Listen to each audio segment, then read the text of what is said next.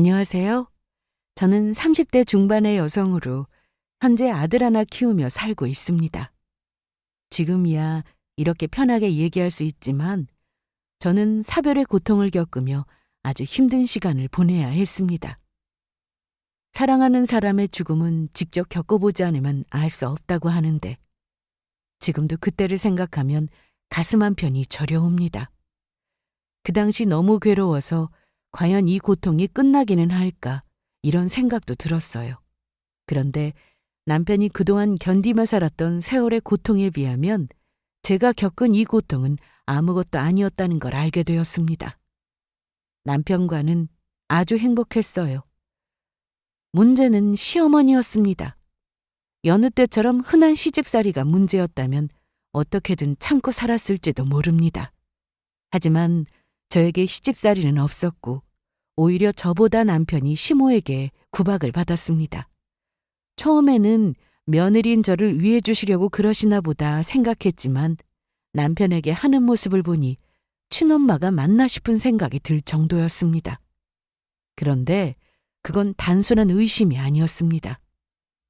남편이 갑자기 세상을 떠나게 된 후 발견한 일기장 속에서 시모의 정체를 알게 되었어요. 시모는 남편의 사망보험금에 끝까지 욕심을 냈습니다. 그거 우리 아들 목숨값이야. 이런 말을 하며 저에게 돈을 달라고 했습니다. 그래서 저는 그동안 고통받으며 살았던 남편의 억울함을 풀어주기 위해 모든 사실을 다 밝혔습니다. 남편은 참 바보 같다는 소리를 들을 정도로 착한 사람이었습니다. 저에게는 한없이 다정하고 책임감이 있어서 이런 남자는 놓치고 싶지 않다는 생각이 들었죠. 결혼 전 시댁에 인사를 드리러 갔을 때 보니 어머님이 굉장히 다정하셨습니다. 그래서 이때는 남편이 어머님을 닮아서 그런가 보다 생각했어요.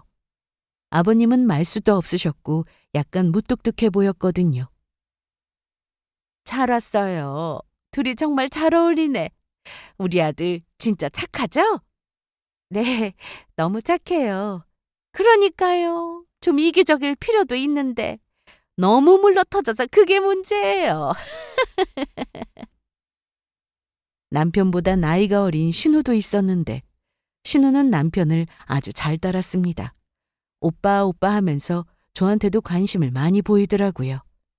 언니, 앞으로 잘 부탁해요. 네. 저와 남편은 결혼 얘기가 나오고 나서 상견례도 바로 했고 결혼 날짜를 잡고 준비도 수월하게 잘했습니다. 둘 다 일을 하면서 돈도 어느 정도 모아뒀기 때문에 결혼 준비하는데 어려움도 없었죠. 부족한 건 양가에서 지원도 해주셨기 때문에 큰 어려움 없이 결혼을 했습니다. 부부가 되고 나서도 남편은 여전히 다정했어요. 너무 착했고요. 제가 회사에서 회식이 있던 날이었는데 남편은 제가 걱정이 되었는지 근처까지 저를 데리러 왔습니다. 나 택시 타고 가면 된다니까. 그래도 술도 마셨는데 걱정되잖아. 이 시간에 여자 혼자 술 마시고 택시 타면 위험해. 괜찮다니까. 내가 안 괜찮아. 일단 이거나 마셔. 남편은 그렇게 저를 아꼈습니다. 술을 마신 다음 날은 속 쓰리면 안 되니까 콩나물국도 끓여줬고 같이 데이트를 하다가 다리 아프다고 그냥 한 말도 흘려듣지 않고 업어주기도 했죠. 보통은 결혼하고 나면 연애 때와는 완전히 달라진다는 말을 많이 하는데 저도 그럴 줄 알았지만 남편은 아니었어요. 똑같았습니다. 아니, 오히려 더 잘해주더라고요. 그러니 저도 당연히 남편에게 잘할 수밖에요. 남편은 물론 시댁에도 잘하고 살았습니다. 여보 왔어? 빨리 와, 밥 먹자. 김치찌개 냄새네? 자기가 좋아하는 걸로 했지. 계란찜도 오늘 진짜 잘 됐어. 저는 토요일 오전에 수영을 다녔습니다. 그런데 수영을 하고 오면 남편은 꼭 아침을 차려놓고 저를 기다렸어요. 항상 제가 좋아하는 반찬을 만들어 놓고 제가 맛있게 먹는 모습을 보면 흐뭇해하던 남편이었습니다. 연애 때도 항상 화를 내는 건 저였어요. 남편은 싸우는 게 싫다면서 잘못한 쪽이 누구든 항상 본인이 사과를 했습니다. 그런 사람에게 제가 어떻게 화를 내겠어요? 가끔은 남편도 자기 실속 차리고 그렇게 살았으면 싶을 때가 있었는데 남편은 그게 잘 안 된다고 했습니다. 그냥 자기가 양보하고 참으면 아무 문제 없으니 그렇게 사는 게 속 편하다고 했죠. 식사가 끝나면 설거지도 남편이 했습니다. 주말에는 남편도 쉬고 싶을 텐데 항상 저를 위해주는 마음이 고마웠습니다. 다리 주물러 줄까? 어제 자기 다리 아프다고 했었잖아. 수영하고 왔더니 괜찮아. 오늘 주말인데 나가서 영화라도 보자. 영화 좋지. 나 금방 옷 입을게. 남편은 제가 뭔가를 하자고 하면 싫다는 말을 해본 적이 없습니다. 항상 좋다고 하는 사람이었어요.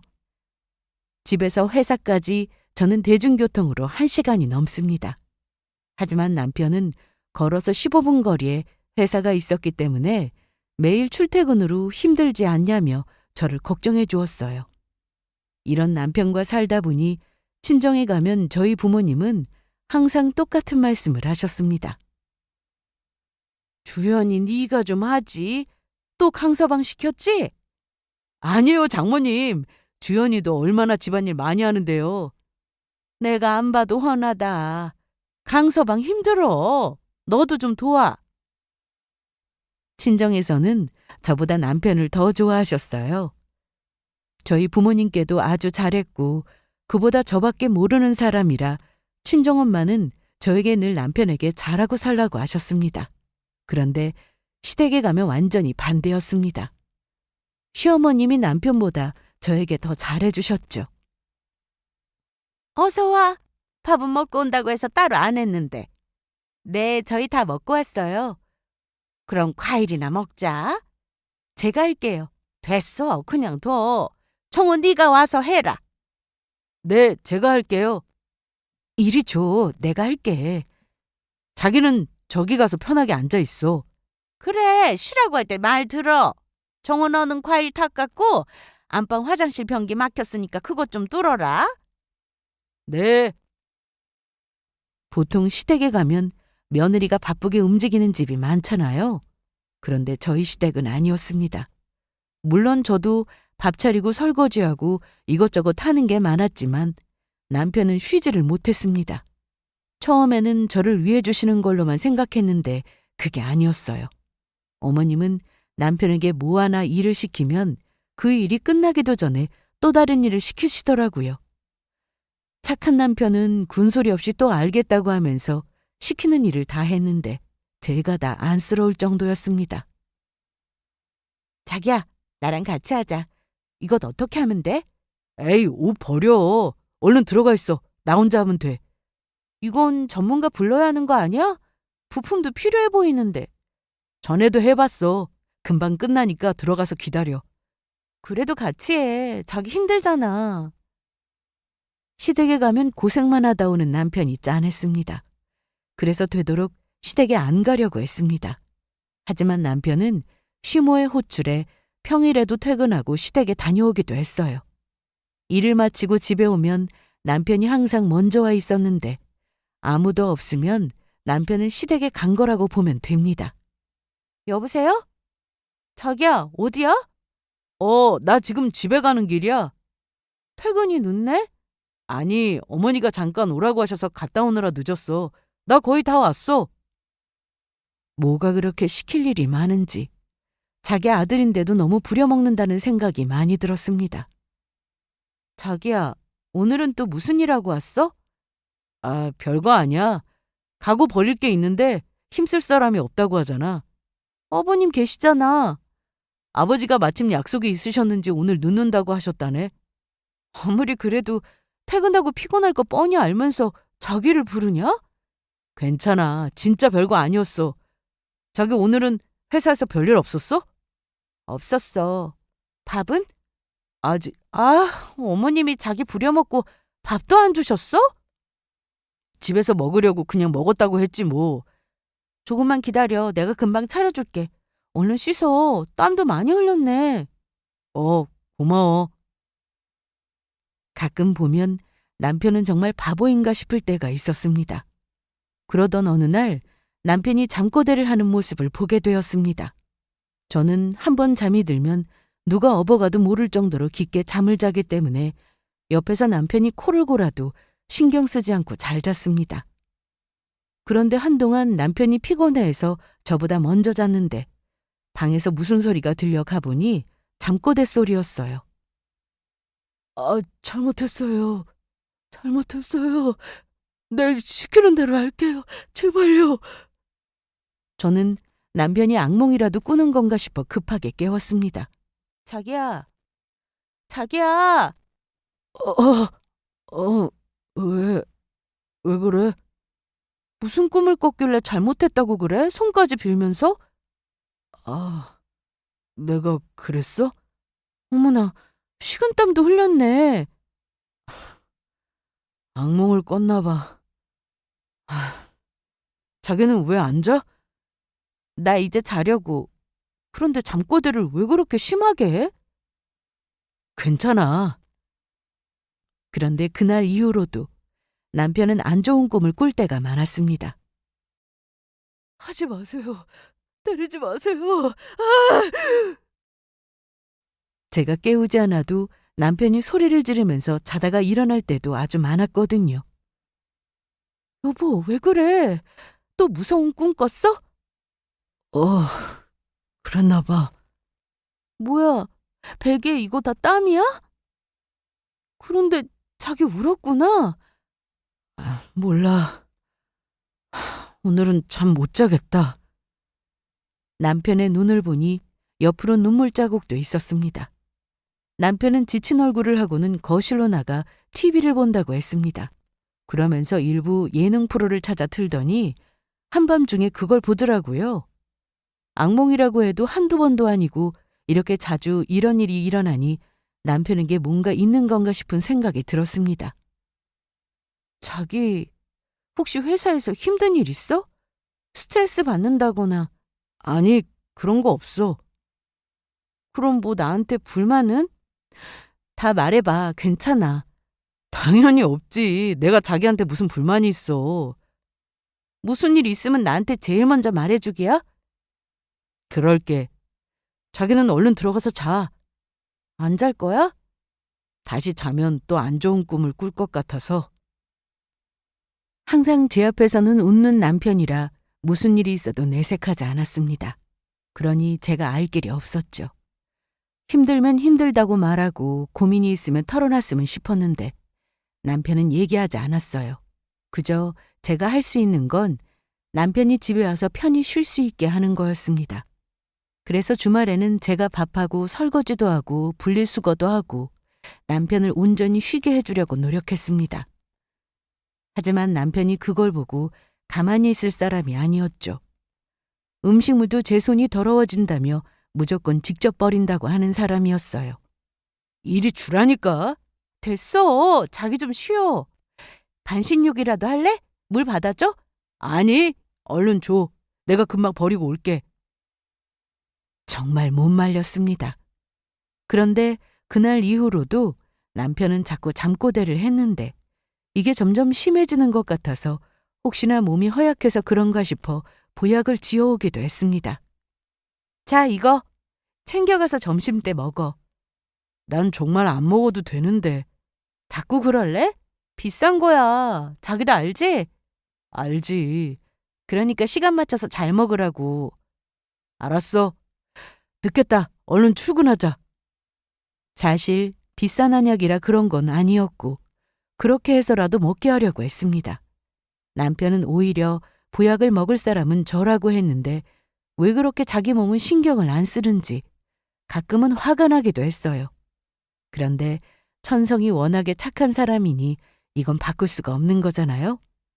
그래서 답답할 때도 있었지만 이런 남편을 만난 것도 큰 복이었기에 앞으로 남편을 잘 챙기면서 살아야겠다고 생각했습니다. 그리고 얼마 뒤 저는 임신을 했습니다. 다음에 아주 예쁜 아들이 태어났죠. 시댁에서도 좋아하셨고 친정엄마는 아예 오셔서 몸조리까지 해주셨습니다. 어이구 이뻐라. 엄마, 그렇게 이뻐? 당연하지. 그런데 가면 갈수록 주연이 네 얼굴 나온다. 처음엔 강서방하고 아주 똑같았는데. 아기 얼굴은 수시로 변한다며. 그래, 맞지. 둘 중 누구를 닮아도 이쁠 거다. 장모님, 저 왔어요. 오, 그래, 강서방.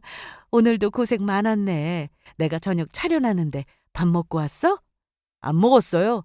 얼른 손만 씻고 와서 식사하게. 네.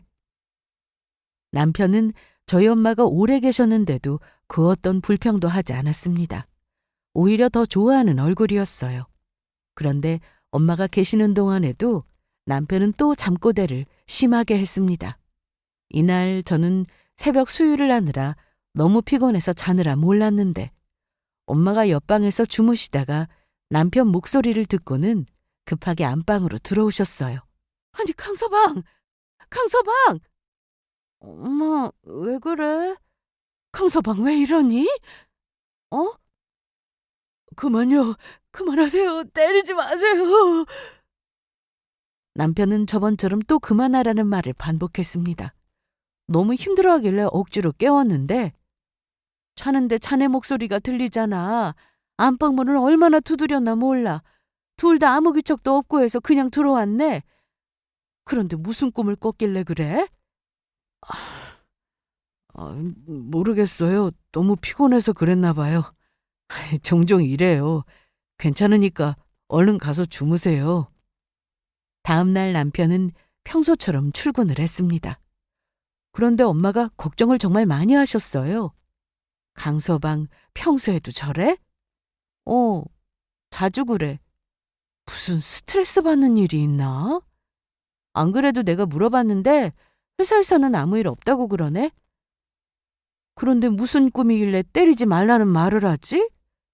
그러니까 물어봐도 얘기를 안 해서 나도 답답해. 그래도 아이가 커가면서 남편은 악몽을 꾸는 일이 많이 줄어들어서 다행이다 생각하며 살았는데 어느 날 생각지도 못한 일이 생기고야 말았습니다. 아이는 친정엄마가 봐주셨고 저는 다시 출근하기 시작하면서 전처럼 일을 하고 있었는데 남편 회사에서 연락이 왔습니다. 네? 뭐라고요? 강 과장이 갑자기 머리가 아프다면서 쓰러졌는데 의식까지 잃는 바람에 방금 구급차 타고 병원으로 갔으니까 빨리 오세요. 알겠어요. 지금 바로 갈게요. 그냥 쓰러진 것도 아니고 의식을 잃었다는 말에 저는 전화를 끊자마자 바로 병원으로 향했습니다. 병원에서는 뇌출혈이라고 했고 다행히 수술을 받을 수 있는 상황이라고 했습니다. 저는 당연히 수술을 받으면 좋아질 거라 생각했어요. 그런데 병원에서 수술을 받고 깨어나도 마비가 오거나 언어장애가 올 수 있으니 알고는 있으라고 하더군요. 그 상황에 그 정도는 얼마든지 극복할 수 있을 거라 생각했고 그보다 살아만 주기를 간절히 바랐습니다. 남편은 긴 시간 동안 수술을 마치고 나와 의식이 없어서 중환자실로 옮겨졌는데 하늘도 무심하시지. 정확히 일주일 만에 세상을 떠났습니다. 저는 그 현실을 받아들이는 게 너무 힘들었습니다. 눈뜬 모습은 보지도 못했고 말도 못 해봤는데 정말 그 상황이 믿기지 않았어요. 그동안 종교도 없이 살았는데 남편이 중환자실에 누워있는 내내 두 손 모아 기도도 열심히 드렸습니다. 그런데 아무 소용이 없더라고요. 그렇게 남편이 뇌출혈로 사망하게 되자 회사에서는 위로금이 나올 예정이라고 연락이 왔습니다. 생각을 해보세요. 사람이 죽었는데 돈이 나오면 그게 무슨 소용인가요? 돈은 없어도 되니 남편이 다시 살았으면 좋겠다고 생각했습니다. 그런데 현실을 무시할 수는 없었습니다. 저 혼자면 직장 다니며 살면 그만이었지만 아들을 생각해야 했어요. 저는 멍한 상태로 남편의 장례를 치렀고 장례가 끝난 이후에도 정신을 차리지 못했습니다. 제 옆에서 아무것도 모르고 장난만 치는 어린아들을 보면 저도 모르게 눈물이 흘렀는데 남편과 닮아도 너무 닮아서 더 마음이 아팠습니다. 주연아, 이제 정리해야지. 건우 생각해서라도 정신 차리고 살아야지. 나도 아는데 그게 잘 안 돼.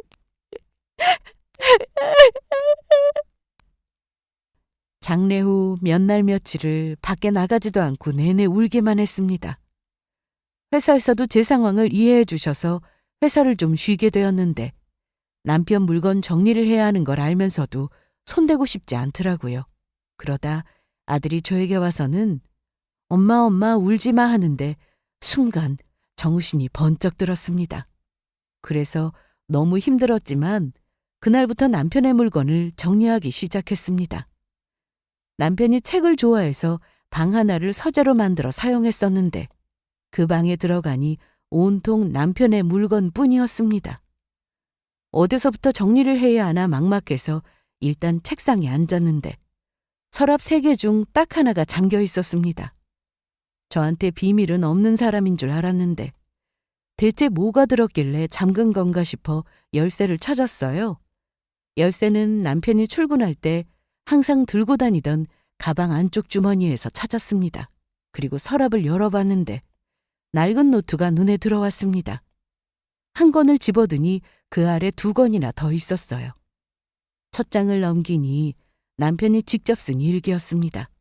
그런데 그 내용은 보통의 일기가 아니었습니다. 남편은 어린 시절 학대를 받고 자란 사람이었습니다. 남편은 어린 시절 학대를 받고 자란 사람이었습니다. 저에게 잘 보이고 싶어서 식구들의 흉을 덮고 싶었는지 사는 내내 저에게 그 어떤 말도 하지 않았던 남편이었어요. 저는 일기장을 계속 읽어내려갔는데 보면 볼수록 가슴이 찢어졌습니다. 저에게 처음부터 털어놨더라면 좋았을 텐데 남편은 저와 결혼하기 전 집에서 밥도 맘 편히 먹어본 적 없었고 많이 맞고 자랐다고 적혀 있었습니다. 또 하나 새롭게 알게 된 사실이 있었는데 신우는 남편의 친동생이 아니라 이복 동생이었습니다. 남편이 어릴 때 시모가 임신 중인 상태로 배가 불러서 집에 왔고 그렇게 같이 살게 되었던 겁니다. 시부는 사별 후 바로 재혼을 하게 된 거였죠. 남편은 천성이 워낙에 착해서 시키는 대로 하고 살았는데 시모가 들어온 날부터 자기를 엄마라고 부르지 않으면 때리거나 욕을 했고 시부에게 거짓말을 하라고 시키고는 시모가 몰래 나갔다 오는 날도 많았다고 했습니다. 그 일기장 속에는 그간 남편의 서름이 고스란히 적혀 있었습니다. 주연아, 너 왜 거기서 울고 있어? 이제 그만 울기로 했잖아. 엄마, 그게 아니라 이것 좀 봐. 뭔데 그래? 이거 뭐야? 일기장 같은데? 정우 씨가 그동안 썼던 일기장인데 어떻게 이럴 수가 있어? 이날 저는 엄마와 남편의 일기장을 끝까지 다 읽고 엄마는 저보다 더 크게 분노하셨습니다. 아니, 어떻게 이런 일이 있어? 강서방 불쌍해서 어떡하니? 어떡해? 그러게 말이야. 사돈 어른은 이걸 전혀 모르고 있다는 거 아니야. 기가 막힌다. 남편은 죽고 없는데 이 사실을 시댁에 가서 말하는 게 맞는지 머릿속이 복잡했습니다. 신우가 마음에 걸렸거든요. 제가 걱정하는 것처럼 남편도 똑같은 고민을 하면서 그간 비밀로 했던 거라서 고민이 되었습니다. 그런데 며칠 뒤 시모가 신우와 함께 집으로 찾아왔습니다. 퇴근하고 집에 왔는데 2사람이 엄마와 얘기를 나누고 있더라고요. 주연아, 왔어? 어머니 오셨어요? 그래. 퇴근이 늦었구나. 언니, 저도 왔어요. 네, 아가씨. 시모는 이날 중요하게 할 얘기가 있다면서 저를 기다렸다고 했는데요.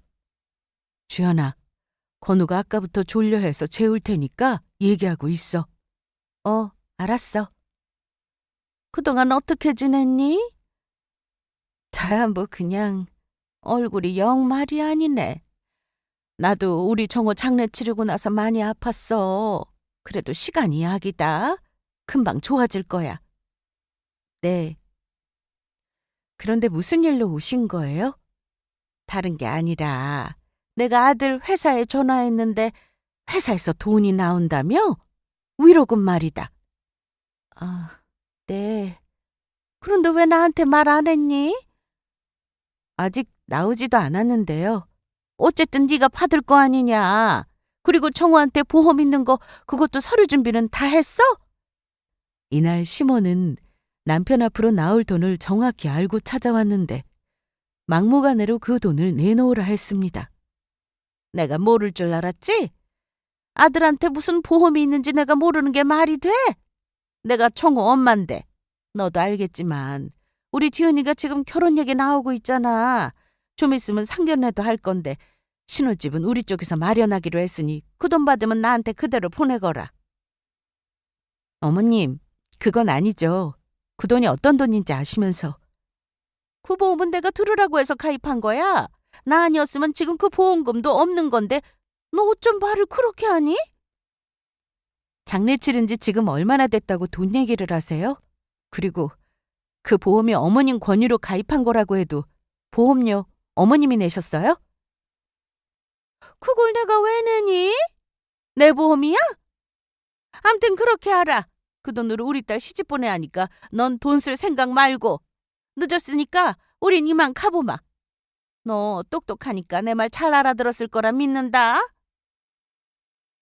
이날은 방에서 아들이 자고 있었고 큰 소리를 낼 수도 없어서 시모의 말에 화가 났지만 꾹 참았습니다. 그런데 그날 이후로 시모는 저에게 매일 전화를 해서는 돈 얘기를 했습니다.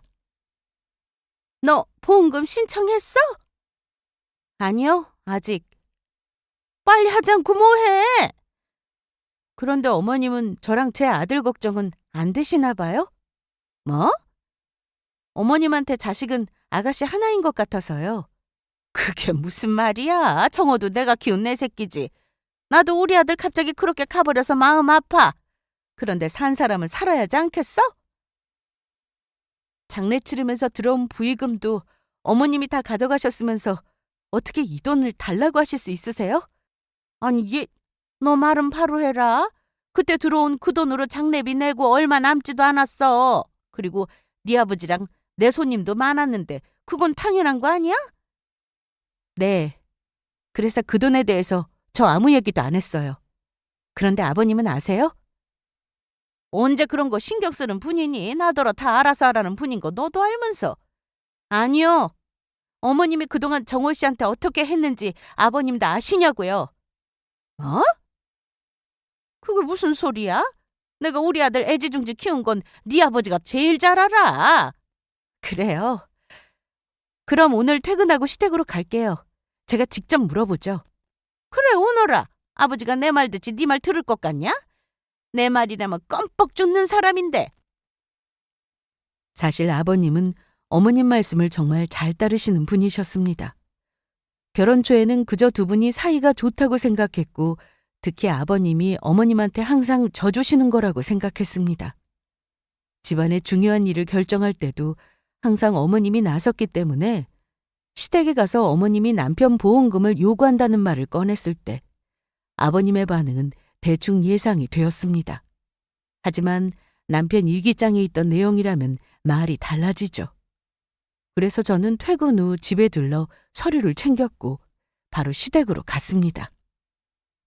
이 시간에 어쩐 일이야? 아버님께 드릴 말씀이 있어서 왔습니다. 나한테? 왔니? 네, 할 얘기가 뭔데 그러냐? 정호 씨 회사에서 돈이 좀 나온다고 하더라고요. 그리고 보험 든 것도 있어서. 아니 여보, 우리 정호가 20살 때 기억나요? 그때 내가 보험 들어야 한다고 그래서 내 말 듣고 보험 들었잖아요. 그랬나? 이번에 정호 그렇게 되고 나서 보험사에서 돈이 좀 나와요. 거기다 회사에서도 위로금으로 해서 돈이 좀 많이 나오고요. 그런데 우리 지은이가 결혼 얘기 오가고 있는데 그 집이 보통 집이에요? 그래서 내가 신혼집은 우리가 해가야 할 것 같으니 돈을 조금만 보태주면 어떻겠냐고 그랬죠. 그랬더니 글쎄 저를 아주 나쁜 엄마로 모는 거 있죠. 내가 우리 정호를 얼마나 애지중지 키웠는데. 당신도 그거 알죠? 시몬은 제가 말을 하는데 갑자기 제 말을 끊고는 저렇게 말을 했습니다. 시부는 역시나 시모가 울면서 말을 하자 시모를 달랬어요. 그래, 지금 네 마음이 어떤지 나도 잘 안다. 나도 정호가 그렇게 된 게 아직도 믿기지가 않아. 그런데 네가 모르는 게 하나 있다. 뭔데요? 이날 아버님은 제 앞에서 그 얘기를 하셨습니다. 시모가 남편의 친모가 아니라는 사실을 말이죠. 그러면서 친아들이 아닌데도 정말 귀하게 잘 키워줬다면서 감사한 마음으로 살고 있다고 하셨습니다. 그 말씀을 하시는데 옆에서 시모는 계속 울고 있었고 그게 가짜 울음이라는 걸 알았던 저는 너무 화가 났습니다. 난 네 엄마한테 빚진 거나 다름없다. 누가 애 딸린 나이 많은 남자한테 시집을 오겠어? 그래서 여태까지 난 네 엄마 말 거역한 적 없었다. 그러니 엄마 말에 너무 서운해하지 마. 그래도 산 사람은 살아야지 않겠니? 여보, 내가 정말 우리 정우 키우느라 얼마나 힘들었는데. 그래. 내가 다 알지. 그만 울어요. 내가 배 아파 낳지는 않았지만 내 자식이라고. 내가 키운 자식인데 보험금 절반은 내 거지. 안 그래? 내가 그 정도 요구도 못하니? 그래서 그렇게 때리셨어요? 욕하고? 그 어린애한테 그렇게 하고 싶으셨냐고요? 아니, 넌 무슨 말을 하는 거야? 저 알고 있었어요. 정호 씨가 어머님 아들 아니라는 거. 어? 알고 있었어? 정호가 얘기했냐? 아니요. 여기 이렇게 정호 씨가 일기를 써놨더라고요. 저는 그 자리에서 일기장을 꺼냈습니다. 이리 줘봐. 무슨 일기장? 뭐라고 적혀 있는데? 궁금하시죠? 정호 씨가 어머님을 뭐라고 써놨을지 아버님이 안 계실 때마다 남편을 툭 하면 때렸다고 적혀 있더라고요. 젓가락질 잘 못하면 그날은 밥을 굶어야 했고 나가서 옷에 뭔가 묻혀오기라도 하면 직접 빨아서 입으라고 했다던데. 어때요? 기억나세요? 뭐? 아니, 난 그런 적이 없는데? 그리고 애가 말 안 들으면 좀 때릴 수도 있지. 난 우리 지은이도 때리면서 키웠어. 네, 친자식도 말 안 들으면 때릴 수 있으니까요. 그건 이해해요. 그런데 이건 너무 심하지 않나요? 아무 잘못도 없는데 외출했다 들어와서는 화풀이하듯 때렸다던데? 그것도 옷걸이가 부서질 정도로 때려서 온몸에 멍투성이었는데 그게 티날까봐 한여름에도 긴팔옷을 입혔다고 적혀있네요? 저 이거 보고 얼마나 울었는지 몰라요. 나가서 화나는 일이 있는 날은 정호 씨한테 그 화를 다 풀었던 게 어머님 아니었어요? 이게 다 무슨 소리야? 그거 정말 우리 정호가 쓴 일기장 맞아? 네, 평소 쓰던 글씨체하고 똑같아요. 그리고 저와 결혼 생활에 대해 쓴 내용도 있는데 당연히 정호 씨 일기장 맞고요. 아니에요. 제가 그럴 사람이에요? 전 정호나 지은이 말 안 들으면 기껏해야 집에 있는 자루 손바닥 몇 대 때린 게 전부였다고요. 당신도 봤잖아요. 너 그거 어디서 났냐? 정호가 쓴 건지 아닌지 확실하지도 않은 거 들고 와서는 날 이런 식으로 나쁜 사람 만들어? 그냥 돈 주기 싫으면 싫다고 해. 그래, 너 탁하져라, 탁하져. 역시나 시모는 그 일기장이 남편이 쓴 게 맞는지 의심을 했습니다. 시부는 그동안 친자식도 아닌데 자기 아들을 애지중지 잘 키워줘서 시모의 말이라면 다 들어주며 살았으니 이 상황에도 제 말보다는 시모의 말을 믿으려 했습니다. 그래서 저는 남편이 잠꼬대를 하던 모습을 아버님께 직접 보여드렸어요. 이게 한두 번도 아니고 이틀에 한 번 걸로 잠꼬대를 하고 힘들어하길래 남편에게 직접 보여줄 생각으로 영상을 찍어놨던 거였습니다. 이게 뭐냐? 우리 정우 아니야? 보이세요? 잠도 편하게 못 잤어요. 매일같이 악몽을 꾼다면서 잠꼬대를 했는데 항상 같은 말이었다고요. 때리지 말라고, 잘못했다고, 손까지 빌면서요. 설마 너 이게 나 때문이라는 거야? 당연한 거 아니에요? 정호 씨 그동안 위험 달고 살았어요. 스트레스성 위험이요. 어릴 때부터 체한 적 많았다면서요? 얼마나 눈칫밥을 먹었으면 그래요? 아이고, 난 억울하다, 억울해. 난 청춘 바쳐가면서 아들 곱게 키워놨더니 저 여시 같은 며느리가 들어와서 날 못된 괴물로 만들고 우리 불쌍한 아들 목숨값도 다 가지려고 하고. 네가 그러고도 사람이야? 네가 우리 아들하고 산 세월보다 나랑 산 세월이 더 길어. 제가 할 말을 어머님이 하시네요. 그럼 이건 어떻게 설명하실래요?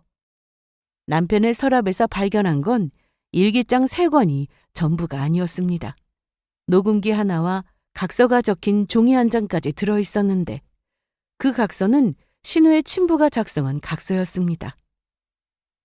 여태까지 아버님은 신우가 자기 딸이라고 생각하고 사셨는데 그건 사실이 아니었습니다. 그러니까 신우는 남편의 이복 동생이 아니라 아예 남이었던 거죠. 일기장에 보면 남편이 고등학생이 되었을 때 시모가 다른 남자와 통화하는 걸 듣게 되었다고 적혀 있었습니다. 그때 시부에게 친부가 있다는 사실을 알게 되었다고 했죠. 하지만 모른 척하고 지냈고 남편이 성인이 되었을 때 시모가 새벽 기도를 거의 매일같이 나갔다고 했습니다. 그런데 기도를 나간다는 사람이 한껏 멋을 부리고 화장도 진하게 하고 나가는 게 수상해 몰래 뒤를 밟았는데 가보니 신우의 친부와 만나고 있었고 그 내용이 고스란히 일기장에 적혀 있었습니다. 너 누가 쓴지도 모르는 일기장 가지고 와서 계속 이럴 거야? 응? 저 각서 쓴 사람이 대체 나랑 무슨 사이인데 어디서 이상한 종이 쪼가리를 들고 와서는 사람 말을 끝까지 들으셔야죠. 이게 서랍에서 일기장하고 같이 나온 녹음기예요. 그런데 남편이 자주 쓰던 노트북에도 파일을 따로 저장해놨더라고요. 혹시 지워지면 안 되니까 그런 거겠죠? 이 녹음 파일 안에는 시모가 신우 친부와 통화하는 목소리가 그대로 녹음되어 있었고 심지어 신우 친부라는 사람과 남편이 서로 만나 대화하는 내용도 들어있었습니다. 남편은 그동안 시모가 신우 친부를 몰래 만나러 다니는 걸 알고 있어서 신우 친부의 얼굴을 알고 있었습니다. 그런데 언젠가부터 집 근처에서 신우 친부의 모습이 자주 보였고 혹시나 신우나 시부가 알게 되면 집안이 난리가 날 것을 걱정했기에 따로 신우 친부를 만났더라고요. 남편은 앞으로 나타나지 말 것을 부탁했는데 신우 친부라는 사람이 돈을 주면 그러겠다고 한 겁니다. 그래서 돈을 받고 딴소리할 수 있으니 약속한 것을 녹취로도 남겨놓고 각서를 쓰게 해서 그것도 가지고 있었던 거였죠. 거기 지장 찍으세요. 자, 됐지? 정말 이제 안 나타나는 거죠? 저희 어머니도 안 만나실 거고요. 알았다니까. 마지막으로 여기다 대고 직접 각서 읽으세요. 젊은 청년이 참 빡빡하게 구네. 빨리요. 그렇게 녹음 파일에는 각서의 내용을 그대로 읊은 신우 친부의 목소리가 흘러나왔고 저는 일기장에서 남편이 그 돈을 대출받아 마련했다는 내용이 적힌 부분을 펼쳐서 시부에게 직접 보여주었습니다. 이제 뭐라고 하실래요? 정호 씨는 아가씨가 자기를 오빠라고 잘 따르고 동생으로 여겼기 때문에 상처 주고 싶지 않아서 끝까지 모른 척하고 살았는데 어머니는 그동안 정호 씨한테 했던 짓에 대해서 그런 적 없다고 발뺌이나 하고 돈이나 달라고 하는 게 맞아요? 이게 사람이 할 짓이에요? 이날 아버님은 모든 사실을 아시고는 크게 놀라셨습니다. 그러면서 시모에게 정말 크게 화를 내셨어요. 너 어떻게 이럴 수가 있어? 응? 여보, 이건 모함이에요. 제가 하는 말 믿으실 거예요? 누가 쓴지도 모르는 저 종이가 중요해요? 저 평생 당신밖에 모르고 살았어요. 그거 알잖아요. 시끄러워! 아마도 남편은 이렇게 될 줄 알았기에 침묵하고 있었던 걸지도 모르겠습니다. 아버님은 신우를 정말 아끼는 게 눈에 보였는데 친딸이 아님을 알고 받았을 충격이 얼마나 크셨을지 감히 상상도 되지 않았습니다. 이날 시댁에서 한바탕 난리가 나고 며칠 뒤 시부가 집으로 찾아왔습니다. 그 일기장을 보여달라고 하시더라고요. 여기요, 아버님. 그래, 고맙다. 아버님은 남편이 쓴 일기장을 한 장씩 넘기며 읽어보셨는데 얼굴을 보니 눈물이 계속 흐르고 있었습니다. 그리고 저에게는 이런 말씀을 하셨습니다. 다 내 잘못이다. 내가 그때 우리 정호랑 둘이 살았으면 이런 일이 없었을 텐데 난 전혀 몰랐다. 그때 일하고 들어오면 정우가 나한테 웃으면서 인사하고 새엄마인데도 엄마라고 부르면서 지냈으니까 아무 문제 없다고 생각했어. 정우랑 지은이랑 잘 지내는 모습 보고 가족을 만들어주길 정말 잘했구나 생각했었는데. 그렇게 아버님은 한참을 우셨는데 저에게 부탁이 있다고 했습니다. 뭔데요?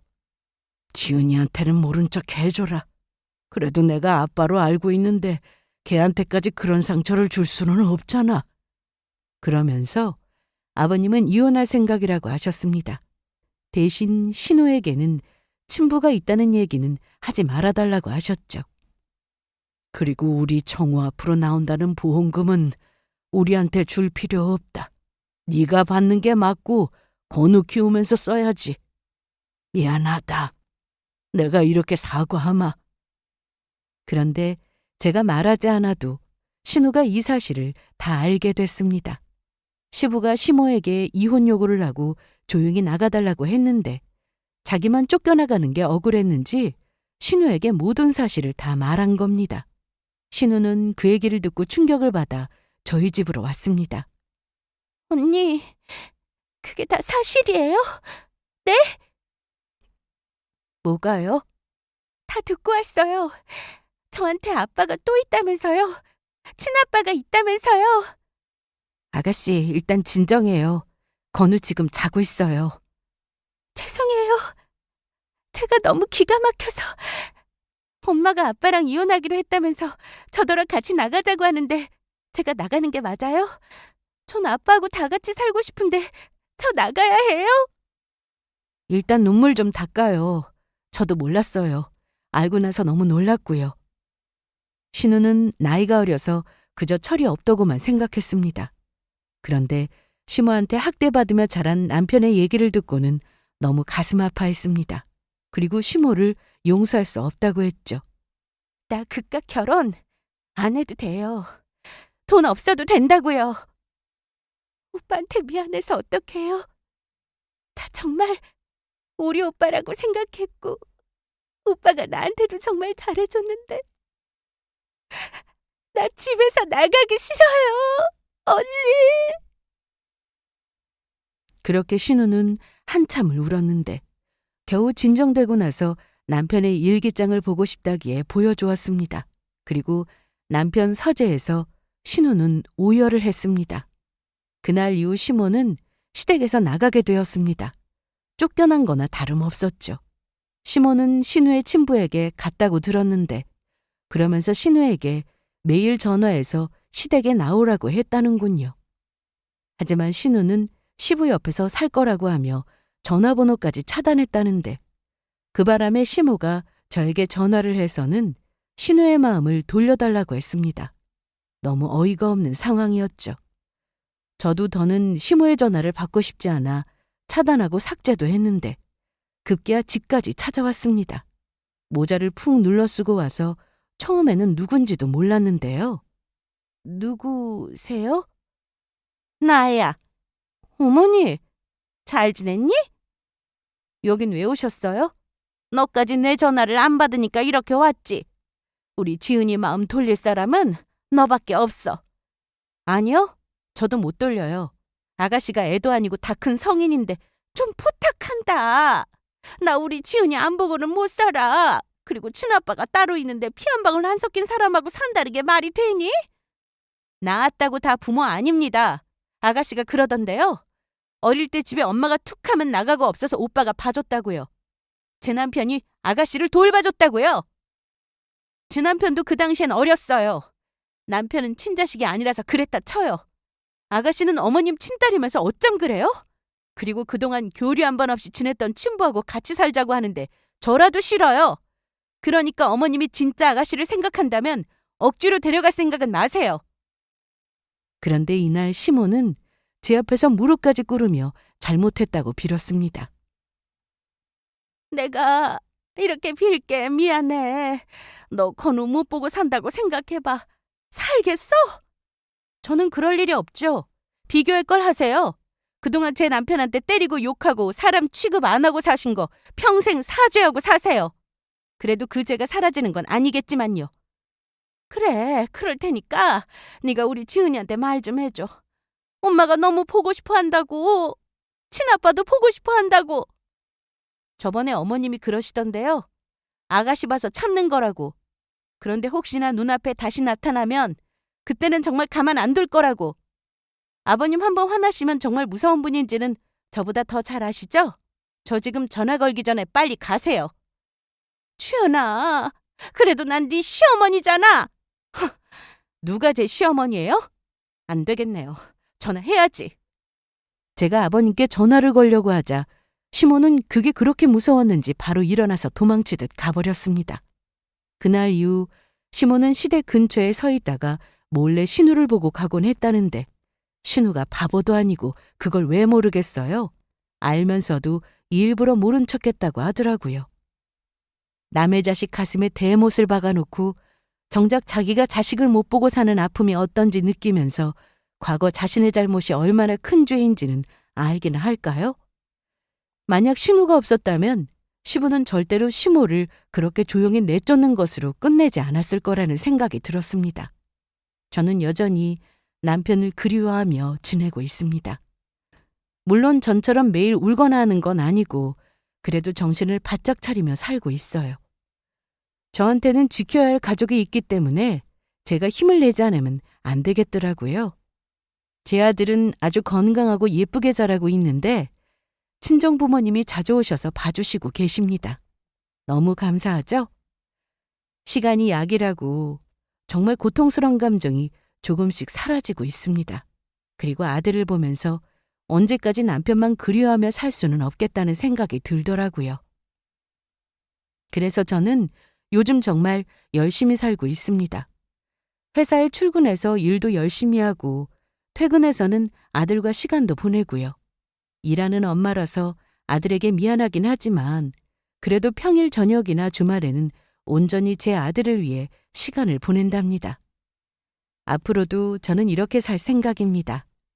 인생이라는 게 뜻대로 되면 참 좋겠지만 저보다 더 힘들게 사는 분들도 많다는 걸 알기에 세상을 원망하지 않고 항상 감사한 마음을 가지고 사는 게 속 편하더라고요.